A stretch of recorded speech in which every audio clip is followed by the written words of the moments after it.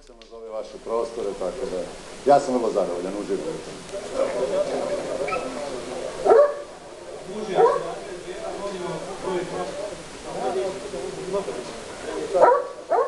Doveli smo u Banja Luku osobno 3 tjerove, jednu mladu kuju kaukovskog vođara, znači u razredu papi.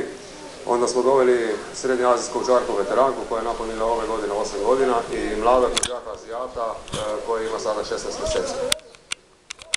Tu ste se odlučili baš za te ruske rase pasma? Odlučio sam se za ruske pasme pasa zbog njihovog temperamenta i ponašanja i lojalnosti prema svojim ljudima. Znači, kad napuste svoje teritorije, ne ugrožavaju drugih ljudi, ne ugrožavaju drugih pasa, mogu se snaći pod nekom dobrom kontrolom.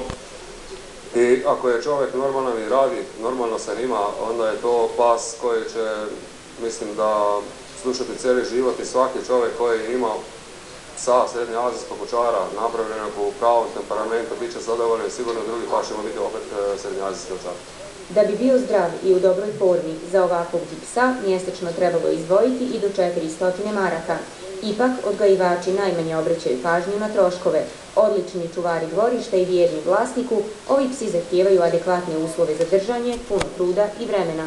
Zbog njihove veličine posebnu pažnju treba obratiti na karakter i odgoj. Nikome ne treba braniti da dira psa, to su greške, da će biti oštri. Treba psa što bolje odgojiti da se bolje ovako ponaša među ljudima. To nisu zvijeri kako ljudi misle, to su isto kao svaka domaća životinja. Znači, kao svaki drugi pas je kaukatski ovčar. Koliko mu date, toliko će vam i vratiti. Pokrovitelji izložbe su Kinološki savez Republike Srpske i Unija kinoloških saveza Bosne i Hercegovine.